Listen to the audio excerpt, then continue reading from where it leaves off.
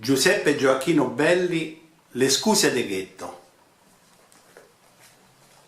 In questo io penso come pensi tu. Io l'odio li giudei, peggio di te, perché non sono cattolici e perché messero in croce il Redentor Gesù. Chi a ripescassi poi dal tetto in giù, drenta la legge vecchia de Mosè, dice l'ebreo che qualche cosa c'è per scusarle su 12 tribù. Defatti, dice lui, Cristo partì da casa sua e se ne venne qua con l'idea di quel santo venerdì. Dunque, seguita di Baruch Abba, subito che lui venne per morire, qualcheduno l'aveva da ammazzare.